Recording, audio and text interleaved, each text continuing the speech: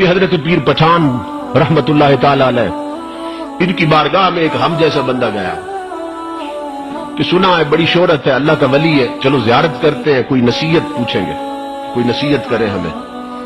جب وہاں گیا تو آپ بیٹھے تھے، ملاقات ہوئی، کہنے لگا حضرت کوئی نصیحت فرما دے۔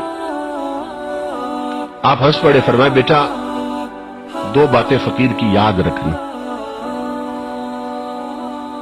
اگر رب کو خود سے بہتر نہ سمجھ سکو نا، اب نصیحت سنو، ولیوں کے کیا انداز۔ فرمایا میرے بیٹا تو نے کہا نصیحت کرے، تو فقیروں کی نصیحتیں تو ایسی ہوتی ہیں، اب میری نصیحت یہ ہے کہ اگر رب کو اپنی ذات سے برتر اور بہتر نہ سمجھ سکو تو کم از کم زندگی بھر رب کو اپنے جیسا ضرور سمجھتے رہنا۔ اگر بہتر نہ سمجھ سکو اپنے جیسا ضرور سمجھ، اپنے برابر ضرور سمجھتے رہنا رب کو۔ وہ دل میں نا بڑا اڑنے لگا، کہنے لگا، کہتے بہت بڑا اللہ کا ولی ہے، یہ بھی کوئی بات تھی کرنے کی؟ کوئی مسلمان ایسا ہے جو رب کو سب سے برتر نہ سمجھے، سب سے افضل نہ سمجھے؟ یہ کیا بات کر دی انہوں نے؟ کہتے ہیں کہ رب کو بہتر نہ سمجھ سکو تو کم از کم اپنے برابر ضرور سمجھتے رہنا۔ یہ کوئی بات تھی؟ میرا وقت ضائع ہو گیا، سارا سفر بیکار گیا، دل ہی دل میں کڑنے لگا۔ اولیاء کرام تو دلوں کے جاسوس ہوتے ہیں نا، معلوم ہوتا ہے کیا سوچ رہا ہے۔ ہنس پڑے، فرمایا بیٹا یہ نصیحت نہ پلے باندھ لینا میری جو میں نے کی ہے۔ وہ اٹھ کے جانے لگا، حضرت اجازت دے۔ آپ نے فرمایا ایسا کرو، اب شام کا وقت ہے، لمبا سفر ہے، رات یہیں گزار لو، صبح چلے جاؤ، ناشتہ کر کے نہ صبح چلے جاؤ۔ وہ رک گیا، شام کا وقت تھا، اس نے رات گزاری۔ صبح سویرے وہ بیٹھا تھا اپنے کمرے میں نماز کے بعد،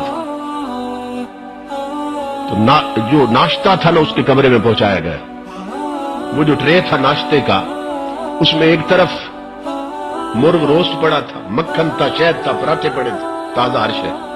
اس کے ساتھ ہی نا رات کی باسی دال پڑی تھی لنگر کی، اور خشک روٹی بھی پڑی تھی، 2-3 دن پرانی روٹی، وہ بھی ساتھ اسی ٹرے میں پڑی تھی۔ اس کے سامنے رکھ کے نا خادم آ گیا۔ وہ جب کھانا کھانے لگا تو دروازے پر ایک فقیر آیا۔ فقیر نے کہا 3 دن سے بھوکا ہوں، رب کے نام پہ کچھ دو۔ 3 دن سے بھوکا ہوں، رب کے نام پہ کچھ دو۔ اس نے وہ جو دال تھی نا رات کی باسی دال اور 3 دن پرانی روٹیاں، وہ اٹھا کر نہ رب کے نام پہ دے دی، خود پراٹھے اور مرغا کھا گیا۔ ختم کر کے کہنے لگا اب جانے کا وقت آ گیا، آخری بار میں ذرا ہاتھ ملاؤں پیر صاحب سے۔ جب وہاں گیا نا پیر پٹھان بیٹھے تھے، کہنے لگا حضرت اب اجازت۔ آپ نے فرمایا بیٹا اجازت۔ ہاتھ ملایا، ہاتھ پکڑ لیا آپ نے۔ آپ نے فرمایا بیٹا رات والی میری وصیت یاد ہے جو نصیحت کی تھی کہ رب کو اپنے سے بہتر نہ سمجھو نا تو اپنے برابر ضرور سمجھتے رہنا۔ اب وہ پھوٹ پڑا، کہنے لگا حضرت یہ کیا بات کرتے ہیں آپ؟ بات یہ کوئی عقل کی بات ہے جو آپ کر رہے ہیں؟ کون بندہ ہے، کون ایماندار جو رب کو سب سے بہتر نہ سمجھے؟ اور آپ بار بار مجھے یہ کہتے ہیں، کیا مقصد ہے؟ آپ جلال میں آ گئے پیر پٹھان، فرمایا ظالم سن، صبح ناشتے میں خشک روٹی اور دال بھی تھی، پراٹھے بھی تھے، مکھن بھی تھا، روسٹ بھی تھا، اس نے رب کے نام پہ تو اسے فقیر نے مانگا تھا۔ اگر تو نے رب کو خود سے بہتر سمجھا ہوتا تو خشک ٹکڑے خود کھاتا، پراٹھے اسے دیتا، دال خود کھاتا، مرغا اسے دے دیتا۔ اور نادان اگر رب کو خود جیسا سمجھا ہوتا تو کم از کم ایک پراٹھا اسے دیتا، ایک رکھ لیتا، ایک باسی روٹی اسے دیتا، ایک رکھ لیتا۔ تو نے ساری باسی اٹھا کر اسے دی، سارے پراٹھے خود کھائے۔ اور بدبخت تو نے رب کو خود سے برتر کیا سمجھنا تھا، تو نے اپنے جیسا بھی نہیں سمجھا۔